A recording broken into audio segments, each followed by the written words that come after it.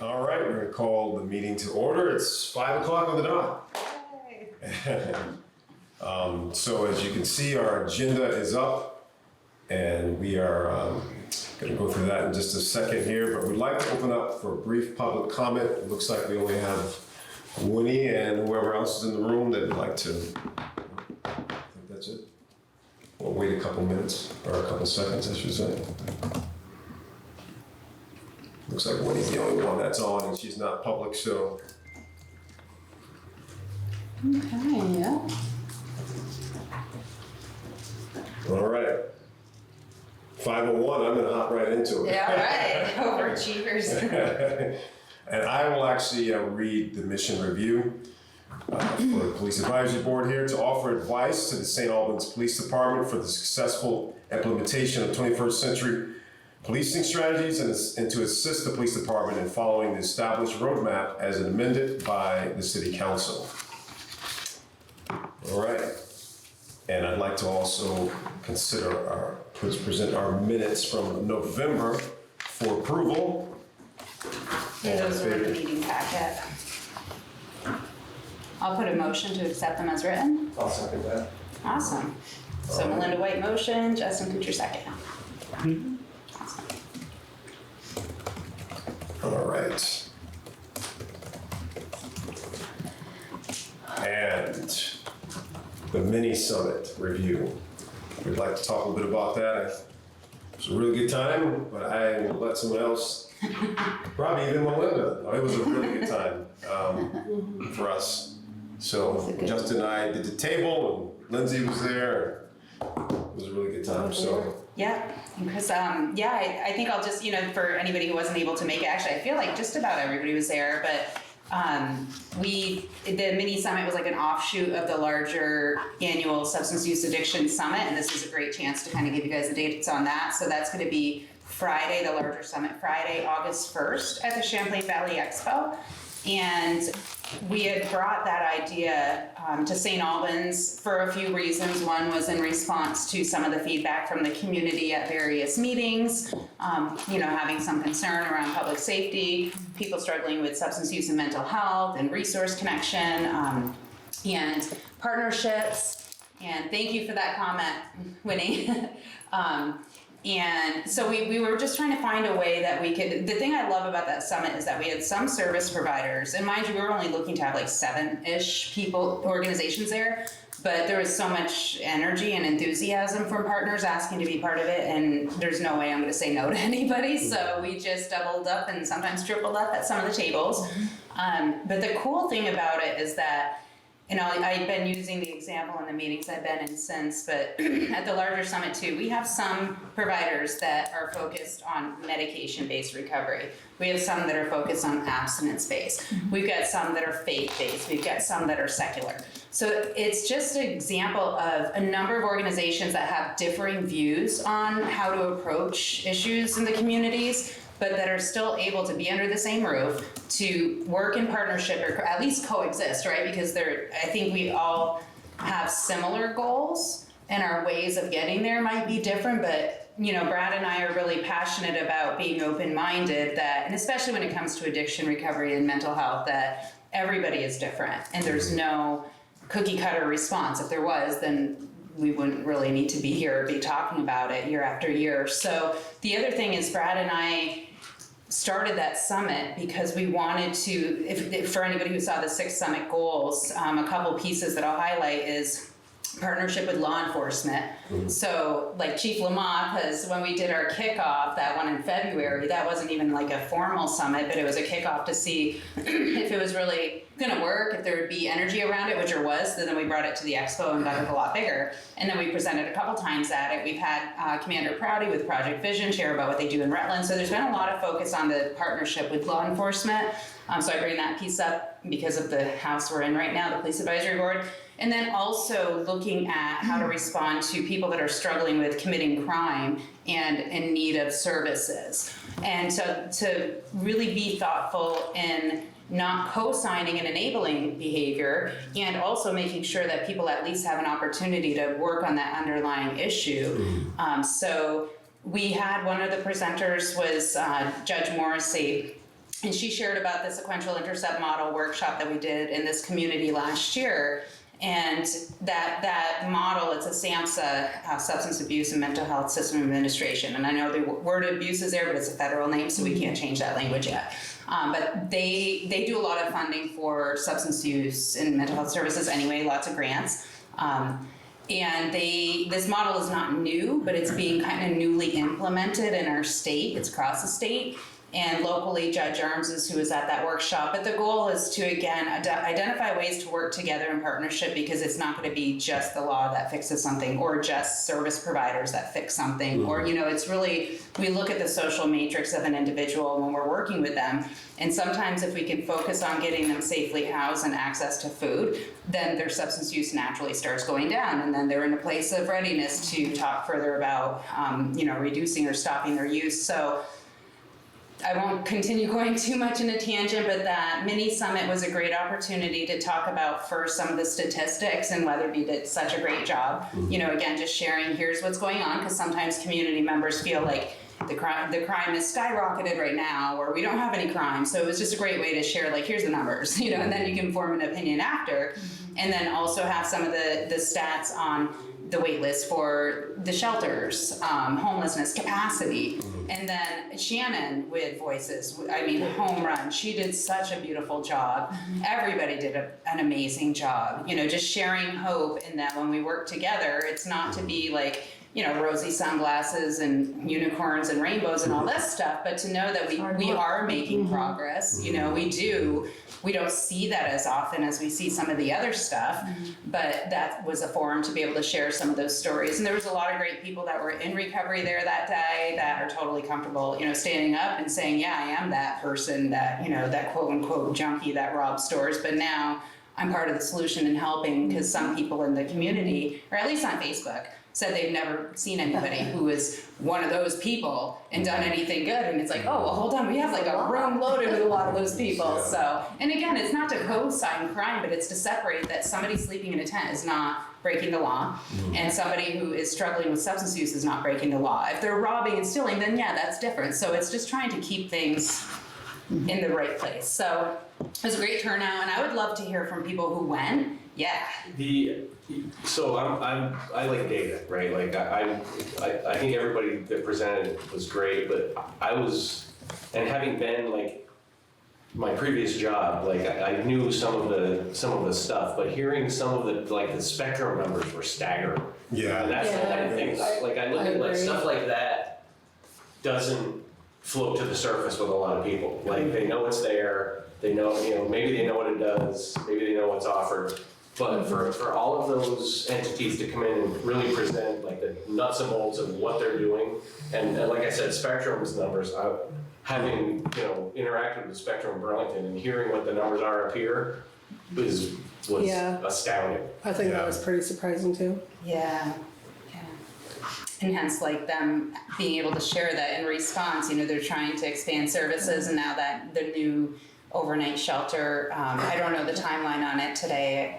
Is estimated maybe a little bit later than they planned, because that's just the world of construction. But just the fact that there's something on the way is huge, because that's another one of those, like a call to action, right? Like when you hear, okay, there's problems, and it's important to acknowledge, and then it's like, okay, but now what? Like instead of just focusing, like it's such an issue, okay, now what? And I'm glad that like Voices and Spectrum also jumped in and said, we're also handing out tents. It's not just the junkies that are sleeping outside. It's these kids, it's women and men leaving abusive relationships. Like you can't just stereotype them and put them all together.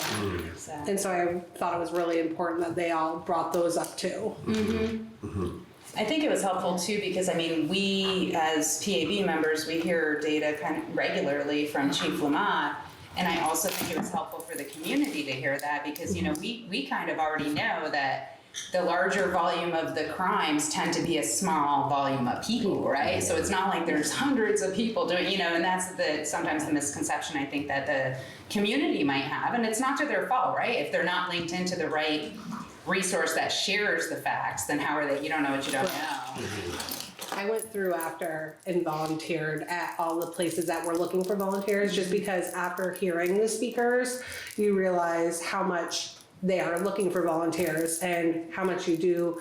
You know, I would like to be part of the solution. I don't want to just stand back and be like, oh, this sucks. Right. You know, I love our community, I love our town, and addiction is close to my heart. And I think, it's great to really focus on, recruiting volunteers, because it really, yeah, I think most of the people there, most of the tables there, most of the organizations were able to. and I've heard from almost all of them in emails and phone calls, and Yeah. We Because had, it's often hard to just to recruit. absolutely, and like, where That's do a great you? place to do it. Yes, especially when they're hearing Yeah. like from the Right. organizations and the Exactly. leaders. Exactly. And we did a follow-up meeting after, in that, like, that, it's such a long title, St. Albans Working Group Working Together to Improve Communities. So we're gonna change it somehow. But I know, it was just like, oh, let's get something going. And that was a really long title, but we meet bi-weekly on Fridays, and the different organizations that were there were saying, because somebody said, well, I don't think did anybody sign up to volunteer? And everybody was like, oh, we got a ton of volunteers, which is huge. So that's a big thing too, is when there's members of the community that want to do something and they don't really know what to do. It's like, you don't have to have a degree in recovery to help somebody. You can be a mechanic and maybe donate 10 free oil changes to somebody coming out of treatment who needs to, get their car fixed, or, so there's just so many creative ways. And the more people that are close to the work, they can speak to the community. If somebody's writing a Facebook post that's really bad, they can respond. But, so it's helpful that Have more facts. people that understand Yeah. what's really going on, that they can fix that. who was the lady that spoke that she's trying to do all the funding to open up a new? So Kate Yeah. Lewin, So she just called me, and she was like, do you want to help fundraise and this and that? And I think that's a great thing. So I volunteered with her. She just called me like a few days ago. She was so sorry. She's like, it's 7 o'clock at night. I said, girl, I don't care. And so we talked for like an hour of like just different things and what she's, giving me updates. And she's like, want to help fundraise, do this, do that. And so I think those are great you remember causes. Years ago when Pastor Bob was trying to get Oh, way back for the cover. way back, yeah. Oh my gosh, And and he it moved was mountains just- to make it happen, and then the women's jail moved. That was my first job. Because they wanted more St. Albans folks than anybody else. But yeah, we've come a long way. Absolutely, and there was been a lot of support for that Hope Grove too. Yes, And we were I was absolutely. emailing to connect her and Senator Norris again too. She's got her business plan she's been sharing and whatnot. There's some grant She's got a lot of things opportunities. in order. Yeah. Oh, her Yeah, she's she wanted was- to do this for And years. she was so enthusiastic when I talked to her on the phone, and I just, you can't help but to like want to support her and want to like help any ways you can, because she's so passionate about it. And I don't know, it was a very good phone call, and I'm happy to volunteer however I can. I'd do that. Awesome. Yeah, I have to say, it was really good. Melinda and I talked about this and how critical it is for community to support and to be involved.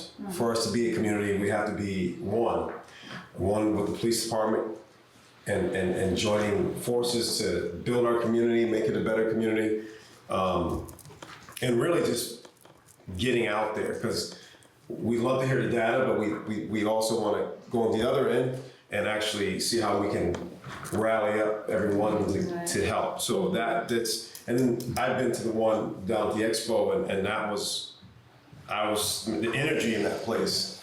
And so, at our church community, we've had two families who had children that overdosed last year. Yeah.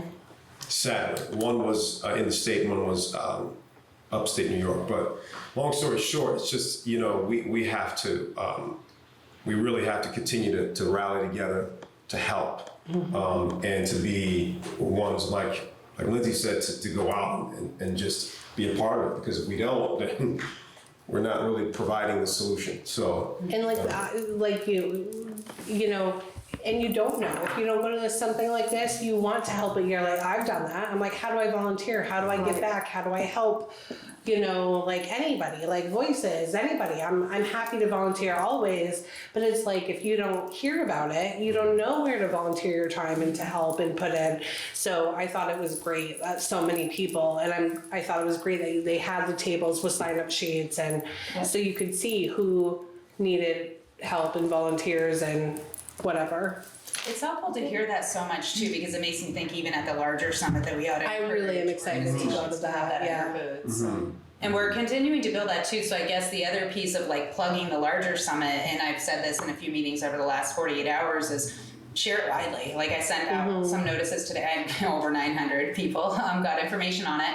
And share it widely. If you know any organization that wants to hold a booth, maybe somebody that has a podcast that wants to share, you know, if there's any organization, it could be a one-man show, it can be a huge organization that can have 3 booth spaces if they need it. But, you know, I've heard over the years, sometimes people say, oh, I wanted to invite so-and-so, but I didn't know, I wanted to check with you. And it's like, no, Brad Ferland and I are the co-founders of this summit, which means it's grassroots, which means that anybody who knows me knows, like, it's not policed, it's not, no, you can't have, I mean, as long as it's appropriate, right? But really, any organizations that do anything around human services, and when you look at a social matrix of a person, if it's an organization that responds to food insecurity, to housing, to education, to employment, so like just anything. So the link is out there, it'll keep getting out there for people to register. The booths are no charge.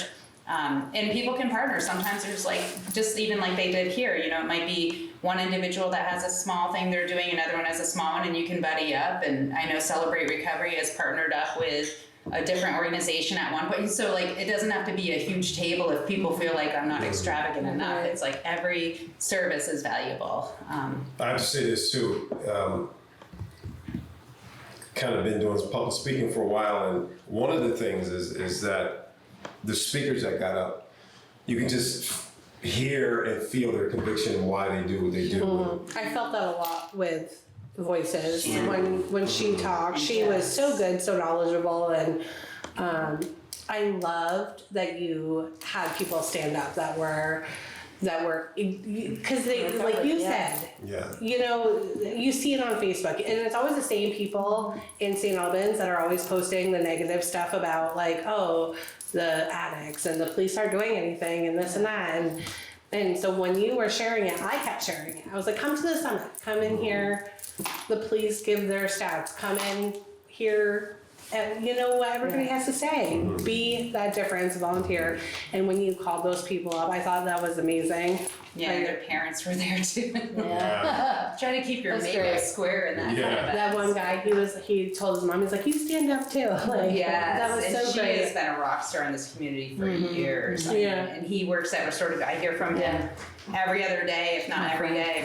Really? Yeah. I thought that was great. I thought it was great. And I love that you just called them out and they all stood up. And I did get permission ahead of time because I would never do that, especially with like one of the. But they were all hats I happy wear to, you know? They were all Oh, yeah. happy to stand up and be seen. And I think that's great. It's proof that they do recover. You know, it's not this. and give back, like give back tenfold. Yeah, I think just a couple comments, I guess. I wish more community people had been there. Yes. Yep. Especially the naysayers. Yeah. But Yep. I know it's difficult, you know, to get them to, you know, come up. But it's really a learning process, you know, so they can come and hear, you know, what is happening, so they're not always so negative. Well, I feel like they don't like coming to things Right. like the summit. They want to go want to to things fight. like Yeah. the city hall meetings where they can Right. challenge you and be like, blah, blah, blah, Right. blah, blah. Right. Because, I mean, you know, Chief and Weatherby were there and they did say stuff, but they've also done that Right. at city hall meetings and people still just didn't want to hear them and just shut them down. And They don't want to hear what good is happening in our community. Right. That's right. so they don't like to go to the good. They like to go where they can challenge you and, you know, be So tough.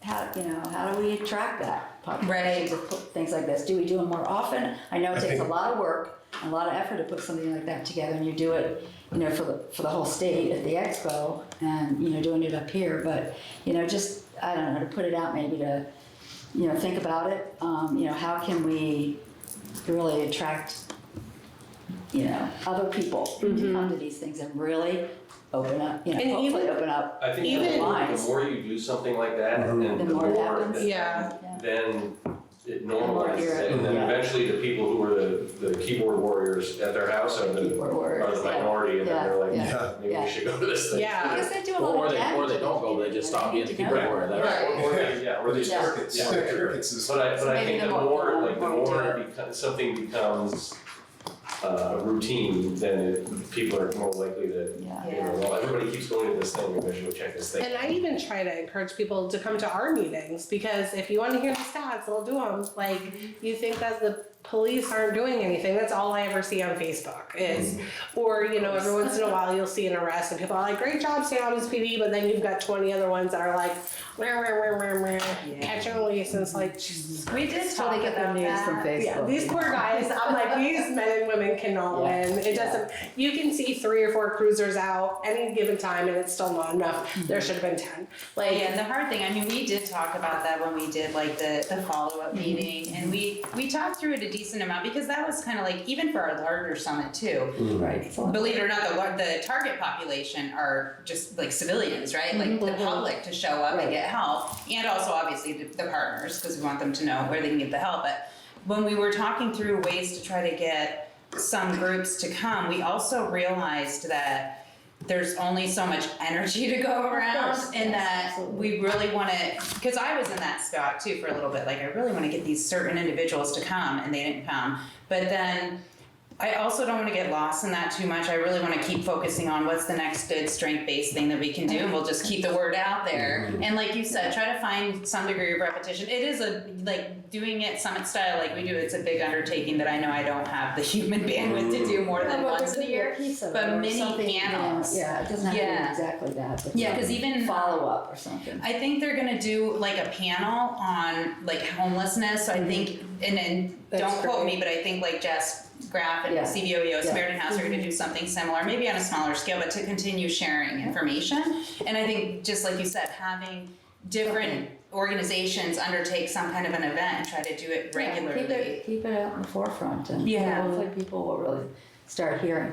what's being Exactly. said. And sometimes people are just unhealthy. I've learned to, Yeah. I can hear my sponsor in my head, the reason you're so frustrated is because you're expecting them to respond as if they're healthy individuals, and they might need counseling of their own, so leave them alone. Very true. So that's the thing, is just to accept some people are Yeah. not healthy and just keep doing Wanna what we be do. that way, And don't let that negative. weaken what we do. Don't let it weaken the quality and the heart we put into it. And then sometimes just the positive energy becomes a little bit infectious. Or like Chief Lamont just said too, sometimes they might just get sick of being keyboard warriors because they become, it sounds foolish No. to complain about something that doesn't need to be complained about. Yeah. Exactly. But if we could just keep doing things, not just you do them, but all of us do things that are helpful in the. and even with you, you're always a part of stuff. If you ever need help, ask us. We're happy, I'll keep this group Please, definitely in the loop when we find out more definitive like timelines of maybe when the next panel happens. I think that's what they're gonna call it. It's like a community panel of Yeah. some sort. Definitely keep you in the loop, and we'll definitely be. Because you always have a million things going if you ever The need. nice thing is they all overlap. Yeah. So that helps. Right.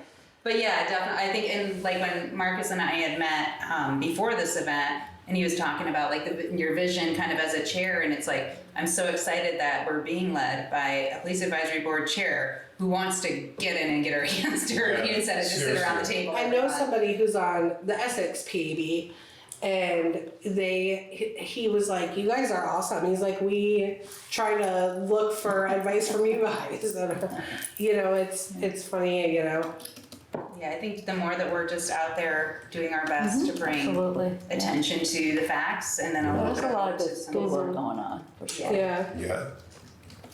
Yeah, it's definitely something that I'd love to see us as a police advisory board be more, do more things like this. And, obviously, we're still developing and growing, but I'd really like to be more involved in the community in that way so that we can continue to wrap around everyone who needs the help that they can get. And I mean, I tell you, some of these testimonies of someone saying, well, I could have lost my life. I mean, to see someone there living who could have died from an overdose, that's a huge thing, and as a community, we want to do that.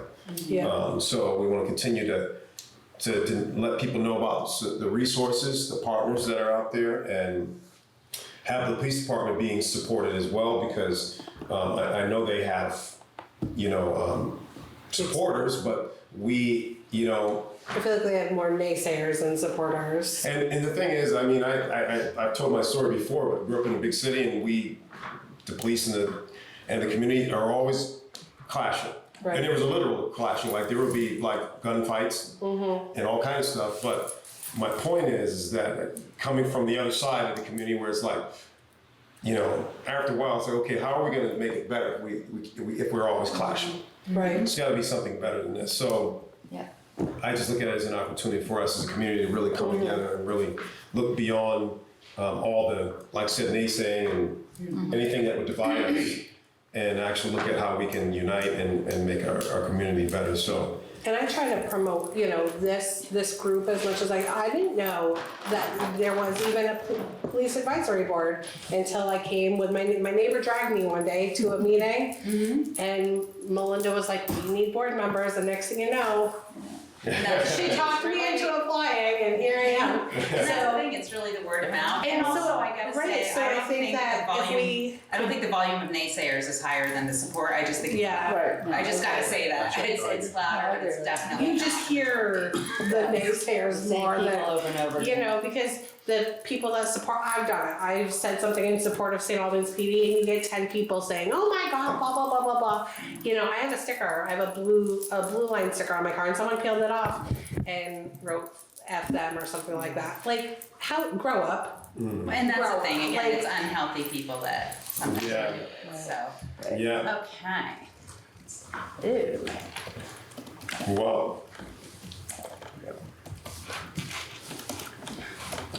I'm actually excited about this whole meeting, but this part right here I'm excited about. I don't know how much I can tell you about, but Well, even if you don't have anything to tell us, I do, but I don't know how much I can share.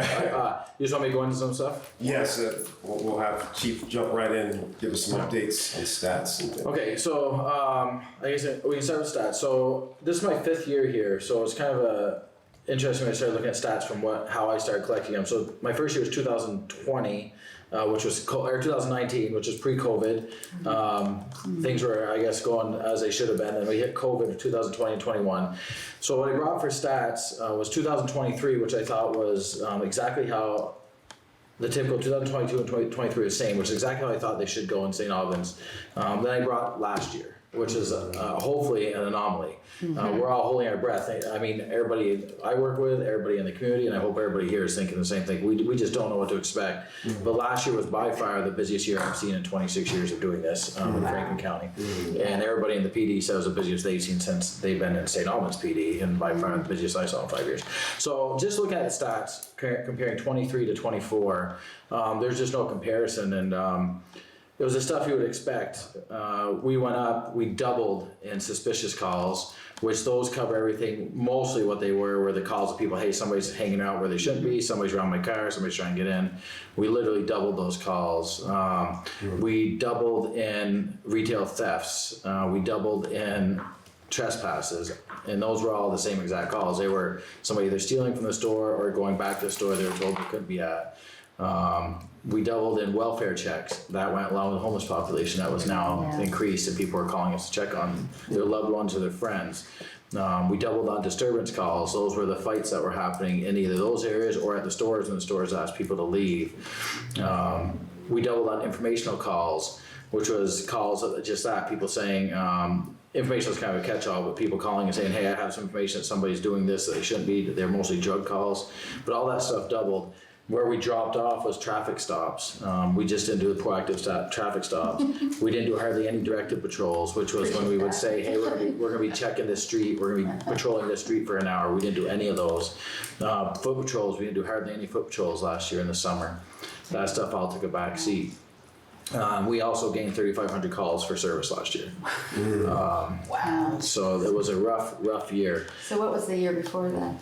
For calls for service total, Yeah. 8,700, and we went to 11,500. Wow. So fair to say that because of everything going on, you had to be more reactive than. Very much reactive. But our traffic stops went from 1,500 in 2023 to 1,300. So we went, I'm sorry, to 900. So we went down 600 calls. We still did traffic stops, just not the number I'd like to see. But yes, we went to a very reactive state. Motor vehicle stops, really, the percentages of our motor vehicle stops didn't change. We still wrote, our warnings were almost 80% of our stops were resulted in warnings, so we're not really in the business to give a lot of tickets. And that's not the whole goal for traffic stops. What's another interesting thing, we keep track of all of our arrests. 2023, we had 900 arrests. Last year, we had 1,600. Holy cow. Almost doubled our arrests. So just want to touch on that real quick. We talked about, a couple of you are fairly new to the board. When I came here, I completely changed the way St. Albans PD did press releases. St. Albans PD used to do them the same way the state police used to do them, which is everybody that gets arrested does a press release. Blanket. When I came, I completely went the other way and said, I'm not doing a press release unless it rises to something that was either a public safety issue or drew a lot of attention, like our search warrants. Other than that, I'm not doing them. And the reason I don't do them is just because we arrested somebody doesn't mean they've been proven guilty of anything. Right. So it really is difficult for me to throw somebody's face in, on the internet so that 2 years from now when they get found not guilty, the case gets dropped and somebody Googles them for a job or something and the first thing they see is they get arrested. That person has to defend the fact that they weren't found guilty of anything. Right. So I don't do press releases unless it's like the warrants or something where we throw flashbangs and everybody thought somebody got shot. Yeah. So those we throw a press release up for, or a bad crash. But no, I don't do that. And I don't want people doing them. So that's why you don't see press releases. I mean, 1,600 arrests last year. I don't think I put out 20 press releases. Right. Right, yeah, I there don't weren't do many. that. So the fact that people don't think we're arresting people, I don't care. I don't care. So we are arresting people, but I don't have to. If somebody wants to see our stats, they can see them. We put them. We post them on Facebook or on our website every month. But I'm not throwing somebody's name out there. It's just kind of the way we do it. Our number one arrest for 2024 was retail theft, followed by arrest on warrants, in-state warrants. That's a problem to me. Means that everybody's, a lot of people are going to court for the first time or not going for the first time on a citation. They're not showing up, so there's all these arrest warrants out there. Most of our use of forces this year were a result of in-state warrants. So they kind of go hand in hand, and both of those are a problem for me, but that's a court issue. So retail theft followed by arrest warrants followed by trespass. Those are our top 3 arrests. Chief, with retail theft, I know anecdotally there was maybe one person who would get cited, go steal something from somewhere else, get cited. I don't know if you have a gauge on this, but how much of that retail theft is driven by that, like a handful of 10 people. Yeah. Probably did more than half of those. And we got a real boost in late fall, September area, when all of a sudden the judges were now holding these people at 45-day minimum, seemed to be the number they're using. So we get a huge boost from the courts or assistance from the courts for holding.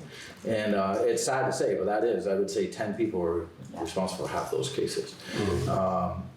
And it seems that in the last 2 weeks, a lot of those names are starting to surface again.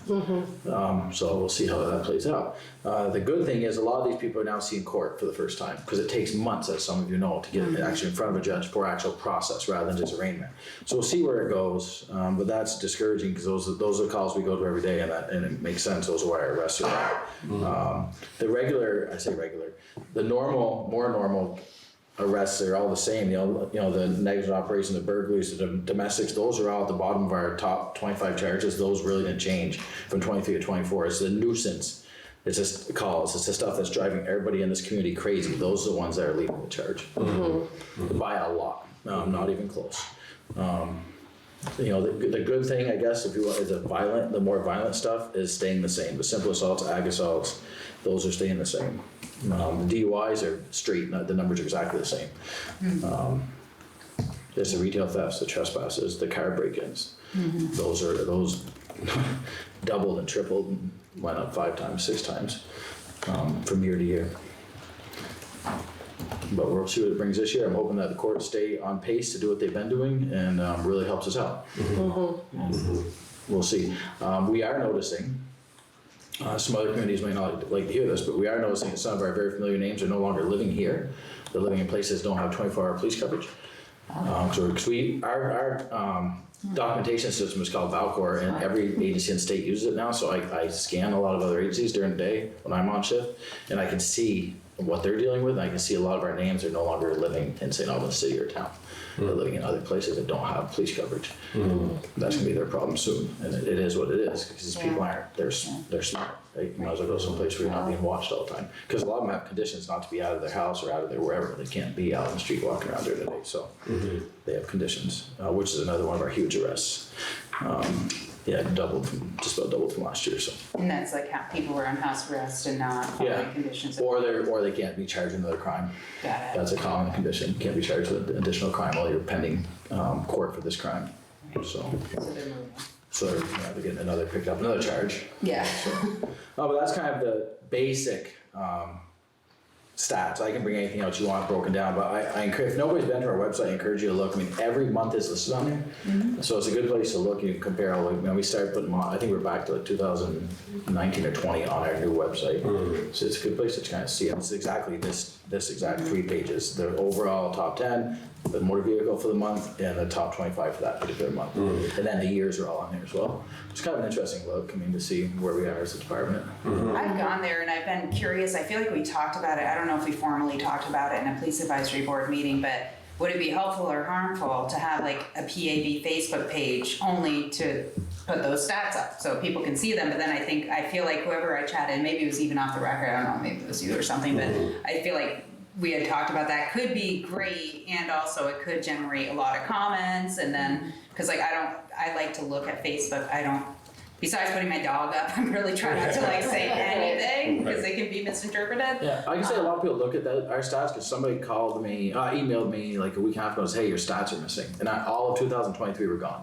And it was just, we don't know where they went. We were able to get them back, but they were the whole January, December were gone. Oh my. And it's like, so they're all their separate tabs, and that tab just disappeared. We got it back. So people are watching them. I mean, Right, which is good, and I think maybe that's something too. We're not, is it's like- nothing present, not hiding the stats. Exactly, and then, they are super transparent, because I've seen that posted in other groups where they're like, well, they're not transparent. It's like, actually, they verbally share it every month. But They again, share like, They don't bother to look if at we it. did have a page and you were sharing it, like he said, maybe we'll get them to just stop, stop I don't know. Yeah, writing. Or if you're maybe better off just to Somebody say, if you have anything, questions on stats, to go to our page, I don't know, then you Right. kind of have it, you know, then. and I have told Right. people like in meetings and everything, I get so, I don't know, uncomfortable with saying anything on Facebook. I do see that Winnie's hand is up.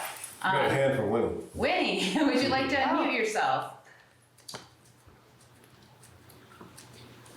Or did she? I see your hand. Oh, she has a, Oh, there you I go. have a question as well as a concern. yeah. Person of color in the community.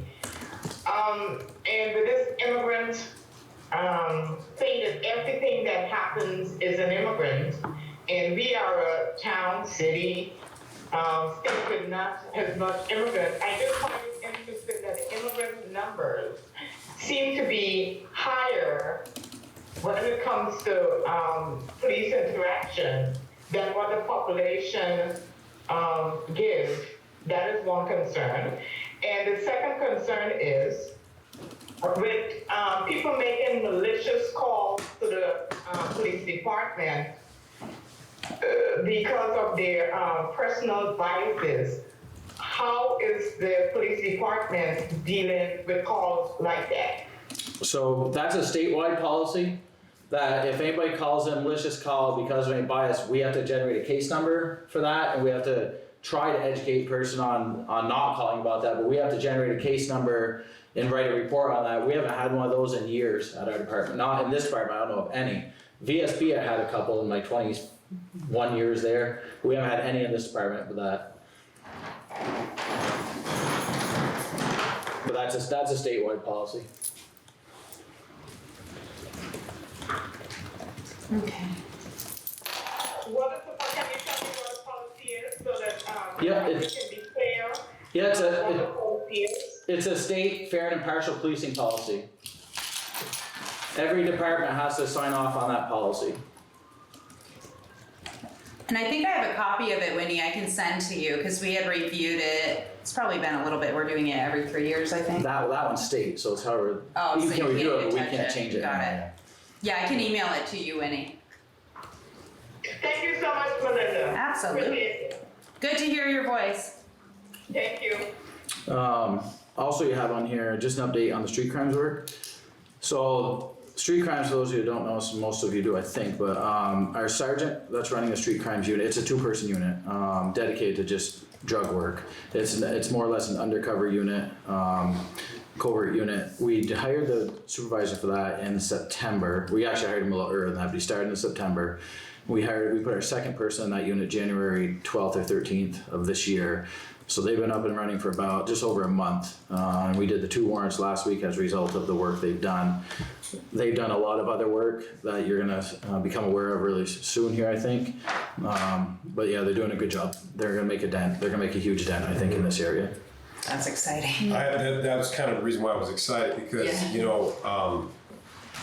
I like to see results, right? So one of the results is actually doing interviews, right? Like, so the opportunity to sit in and do the interviews. I bring this up all the time, Pat. Now, at this time, Chief probably knows that I'm being honest, but they should call me every time for an interview. But anyway, to sit in and do the interviews for the police department is really critical for me because it's getting to see the process, getting to hear the individual's convictions, their heart, and why they want to do this.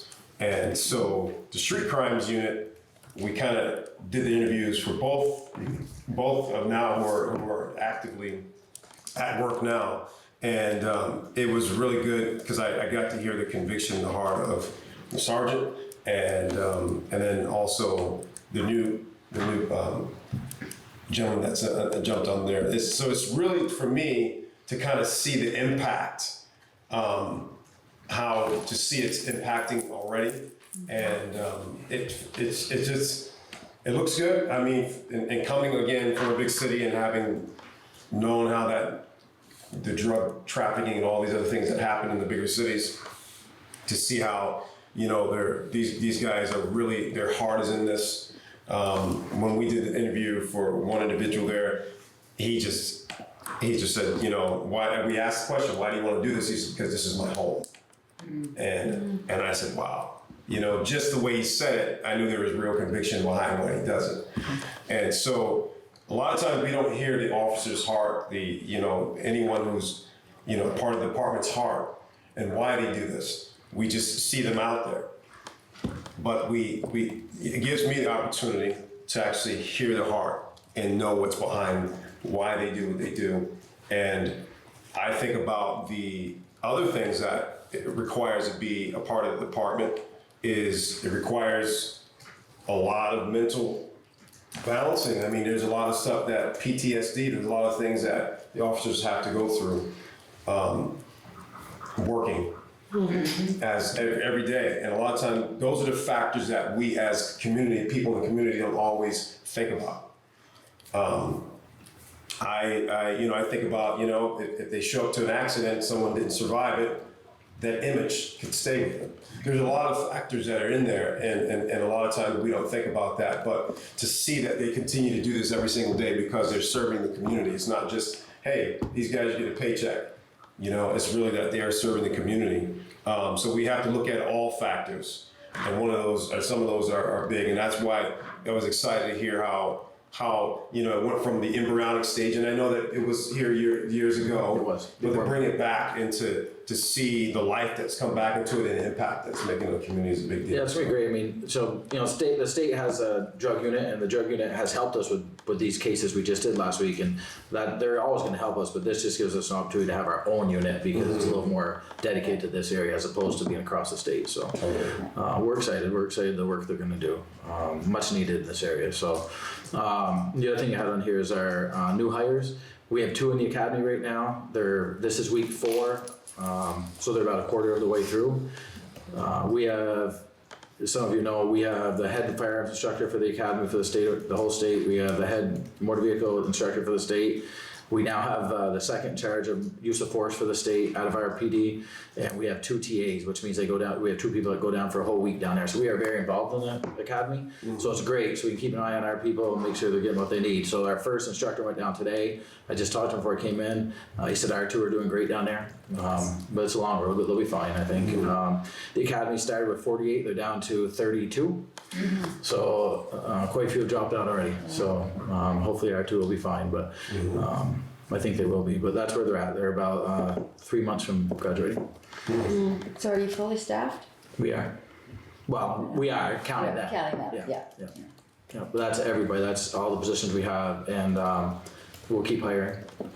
Awesome. Yeah. So. But you know, to go with what you just said, I know a couple of your officers that they don't live in St. Albans anymore, but they grew up here and they say the same thing. They're like, this is home, this is my community. We grew up here. They care. They care about this community. You know, it's not just a job to them. Or, you know, with that night with the whole Brett Langdale thing, he almost ran an officer over.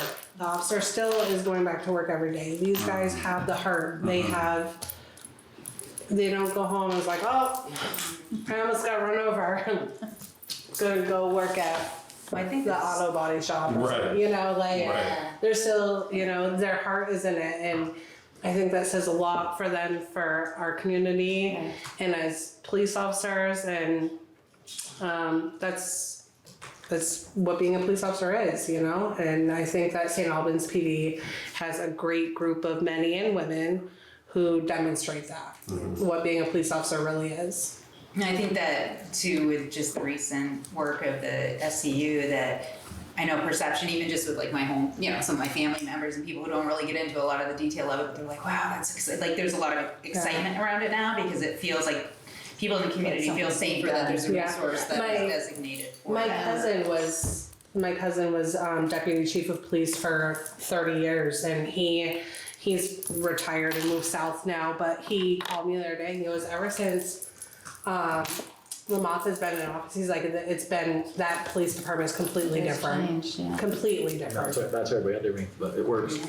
It's all counts. definitely Yeah, he's like, I've known Mo a long time. He's like, and it's a big change. Yeah, I think when I think about when this board first formed, you know, what a shift there has been since the formation of it, going the right direction and not being naive to say there's no problems, but being realistic to say when we look at other PDs in the state or even in the country, we're really fortunate and blessed for who we have leading us, not to like, you know, put you on the spot, but with Chief Lamont and then also with the officers that are at the PD that are really committed. So we're in a position, I think, and also with, even though there's, you know, we talk about there's some people on Facebook that have issues. Well, if we can just push that aside, because those numbers are small, just like the numbers of people committing a lot of noise and drama and getting arrested a lot. But if we look at everything else and remove those small volume of people, our community is really committed and dedicated to making change. And I haven't seen that, you know, since pre-COVID, because obviously COVID changed it too. But I think we're in a good position that between staying involved in whenever the next panel is happening, and especially like the events that happen, the National Night Out, you know, the Maple Festival, Farmers Market, I can just, you know, creatively think of ways that we as board members ought to put ourselves out there, you know, whether it's us hosting a booth at National Night Out or just attending various community events to talk about, you know, as a member of the Police Advisory Board, we're really invested in X, Y, and Z. And, and usually people are, what I hear a lot are people who say, I wish I could do something to help. And it's like, oh, you came to the right place, right? So it's just really helping our community members to find ways to play. There's a number of retired people in the old building I used to live at, and they're great cooks. Spectrum looks for food. So it's just, there's so many different creative opportunities for people to give back. And when they do that, they feel esteemed, they feel better about themselves, they're healthier, and it's just that trickle effect. So thank you so much, Chief Lamont, for the work you've done. It's I know I live here too. you're too humble to accept it, but you're awesome. I've lived here my whole life too, so. You know, it's funny when, you know, not long ago,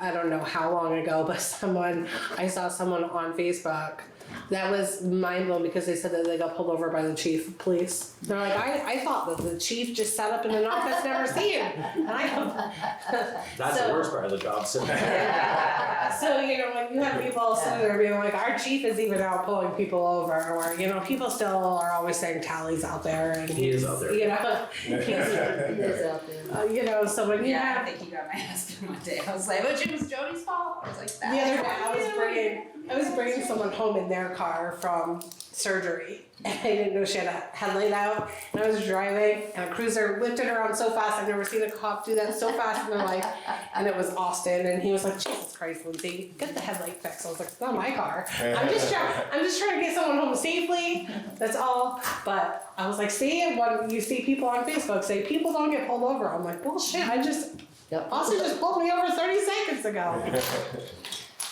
Yeah, I think, you know, ultimately, as a community, as I should say, Police Advisory Board, vision-wise, I just would love to see us really stepping out more and doing more of I agree. the action part of it, and really rallying everyone together. That's really the vision. That's really what I want to see as a police advisory chair, and really, I think for me, that's what our goal is, you know, and not just say, hey, you know, we have some good ideas, but actually take those and put them into action. And so it's just, for me, it's really kind of, I've been thinking about this for years, and all of a sudden here we are. And so, but it's really a great opportunity for us all to really do something. And like Chief said, we're all, this is our community. We're all here. So for us to continue to do this, that's really the vision moving forward, and really to see how we could get more people involved. And I know with Chief, some of the things that it's kind of hard when you don't get as many applicants as you'd like because of the idea of what it is to be a police officer, you know, how the perception of it is. But it's actually really rewarding when we actually look at the whole benefit of having police officers in our community and the department in our community. And we know about other communities that kind of don't have that. So to actually have that and to encourage, like, you know, my son's a cadet. So he really appreciates the opportunity, and it is giving him an open eye perspective of what it is to be a servant. So that's really what this is in the police department, is servant, you know. And I gotta tell you, we had an officer sitting outside of our house this past summer. I live on Diamond Street, so the officers were watching. I live on the upper part of Diamond Street, so the officers were watching probably the Hale's house. Everybody knows the Nick Hale house. But we were out there with my kids, and my kids are 3 and 4. The officer got out and brought my kids little badge stickers, and he put his blue lights on. My kids thought that was the greatest thing in the world. To this day, this was this past summer, to this day, my kids still talk about it. We were at the mall the other day, and they saw 2 South Burlington police officers, and my kids with the biggest smile said, "Hi, officers." And you can tell that these officers were taken aback. Like, these kids are happy to see us. Like, these parents or someone, St. Albans PD officers, did something good. You know, I'm not taking credit. I mean, I'm a huge supporter of the police department, but that officer flicking his lights on and giving my kids badge stickers made their entire day. They talk about it 9 months later. And so now they see other officers and they're so excited. They think, you know, and that's what, as a mother, I can be more happier. You don't want your kids to be afraid of the police. You don't want them to be like, oh, that's bad. Just today, someone was like, oh, if you don't listen, I'm gonna call the cops on you. Don't. Right. You're instilling the fear of police in them. Stop doing that. Story with your kiddos. It's like, that didn't make the news, but Right. that happens. Right. So those are the stories we need to share with people. Yeah. Definitely. Right. And I think the key thing is solution. Yeah. You know, a lot of us, we hear the noise, but we just have to be about solution. Exactly. You know, and that's, I think, you know, we can pick apart every little thing, but if we just say, look, how can I be part of the solution? Right. I think ultimately that's the vision that we have here. Yeah. And to be, ones that take it to the community. Right. And so that's ultimately what, the vision is, and that's kind of our part about the next steps. Yeah. And I think I've lived in St. Albans a long, long time, and I've said it before, I think that this group that we have right now, men and women, is one of the best groups that St. Albans PD has had in a long time. I think it's, whatever you're doing, it's great. You have a great staff, and We have a really good hiring process. Yeah, Honestly, you that's the guys- biggest thing that changed. That's the biggest thing that changed. it's a great staff, a great group. I see Winnie I see your hand up. I think that's a new hand, right? Yeah, just. Yeah. Okay. Yep. Okay, the next step for the board, what I would like to see as a minority person, and with the climate that it is with, and also an immigrant, with 4 generations born Americans, I would like to see more being done that we can feel more comfortable. For example, at Frank's Chopper, we have 2 pharmacists working there who from Africa, and a lot of people don't even know that. As well as in the federal building, we have people from 9 different African and Caribbean countries working there, and who would like to live in St. Albans. However, the climate with the immigrants, with eating dogs and cats and all the mess that is on national, somehow is feeding into us here in St. Albans. And I can tell you, I feel very uncomfortable sometimes because of my appearance now to what I was back in the day. I'm even being considered a new person. What are we going to do as a police advisory board as we are working, coexisting with the police department to make every person in St. Albans feel comfortable with the interactions with the cop? That if, I don't know if you're aware of, I'm going to throw this in there too, that things have got so bad that we have to get legislation passed that we can wear our hair however we want to wear the hair, because some people felt that our different hairstyles was disguised. So these misconceptions are affecting us, and people are, again, personal biases. So how are we going to work with that to make us all feel comfortable? Thank you. Thank you, Winnie. Yeah, and I think that's going to be an ongoing, how can I say, it's going to be a process, not an event, right? And I know I would look to you for any ideas that you might have that we as a board can be part of and to do, because that really is the goal, right? To shift the culture in the community so all people can feel comfortable and safe and belong. So yeah, I think it is, that's one of those, it's a process, it's not an event. I don't know that there's an answer, but it's a focus. Yeah. Yeah, it's something we don't want to lose sight of for sure. Thank you for sharing I that. think some of that is also impacted by when they can start being proactive and go out and, Yes. and do the foot patrons and talk to people. Yeah, okay, hopefully come back. And that's where those connections that Community Chris was policing. talking about.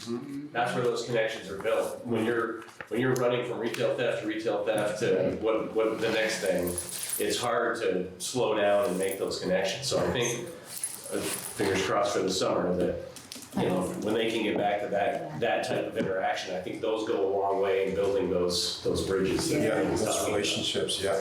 Such a good point. Yeah, that's the whole idea of being able to be proactive. Right. Yeah, for sure. Yeah, so on that note, we'll be up 2 people when that hits. Again, my goal is just to bring it to the board, and so that we as a team can work together and come up with non-traditional ideas of how we can work together to coexist, to exist. Yeah. Yeah, no, I love that, Winnie. Absolutely. Yep. Okay. So on that real quick, I think, I don't do the shift, I don't do the schedule. But I think we're going from 3 on every shift, which is what we had last summer, to 4 on every shift this summer, the way it's working out. So we should see a little reprieve, if nothing else, just with manpower, well, man and female power. We'll see. Awesome. It's really good, community policing. Yeah. Yeah, the foot patrols are huge for us. Yeah, And last year we just we did some, but it was very much reduced from the year before. Our foot patrols were chasing people. Oh, yeah. That's what last summer was. Proactive, yeah. So they were fast foot patrol. Well, and that's the thing too, like to Winnie's point, being able to have the bandwidth, right? Yeah. To be able to do that, and Yeah, I don't know how people did you've last gone year. that direction because now the staffing is, just about there. So Absolutely let's awesome. hope and pray the call volumes are reasonable, so that work can get even more focused. And then we as a board will do everything we can to support it. And yeah, Wendy, let's get creative too. Let's try to brainstorm some cool ideas. Yeah. Okay, so let me pull this back up. Yeah. I thought you were like, agenda. Oh, yeah, no, figured actually, I guess I didn't really need to because we're on 9. Yeah. Quick comment? Yeah. Yeah. Any public comment we'd like to. I don't think we have a whole lot of public No. to respond, but yeah, I think this is definitely, again, it's going in the direction I'd like it to go in. Winnie brought up some good points about, how we can continue to rally around all the community being involved and being supported and feeling welcome. And really, I think ultimately, go back to Justin's point, we wanted to make sure that we have that, just the idea of making everyone feel at home. And it really does require those, how do we build relationship? And so, but that requires, bandwidth. So I think those are all pieces that we have to also look at bandwidth wise. Because obviously these guys, if they're busy, they can't come to every event. And they can't do as much foot patrol or community policing as we like them to do. So. Oh, and I just want to mention, because when you say that too about like being busy and not making the events, so even for that mini summit, I was so grateful because I know you weren't supposed to be there and you attended. Lieutenant Weatherby did awesome, and then I know Zach had wanted to come, but he was on a call. But he still showed up even when it was like shutting down and helped us. It's like he didn't even get to be at the event or do anything, and he stayed right until the very last few of us were making sure the doors are locked and carrying stuff. So again, it's like that's one of those things that even though he was out on a call, and we don't know what happened, right? Like how stressful it probably was, and yet he still showed up with a smile and well, sorry I missed it, but can I carry something? Yeah. It's like, you can, Yeah. thank you. So again, it's just another example of when a person has the bandwidth to help, like look at the way that he showed up. Exactly. So Exactly. shout out to him. Okay, I'll stop talking now. So we do, on events, we did 26 events last year for the city. Wow. Is how many we get involved. That's covering everything from the smallest, from St. Patrick's Day Parade to Veterans Day Parade, which are our smallest, all the way up to Maple Fest. Wow. 26 events Wow. is what we are asked to cover for the city. That's huge for St. Albans City, 26 Yeah. events. So Wow. this year is the first one. This year will be St. Patrick's Day Parade. That's the first one for this calendar year. Awesome. When is that? Events. June. Okay. Well, I guess this would be our time to adjourn.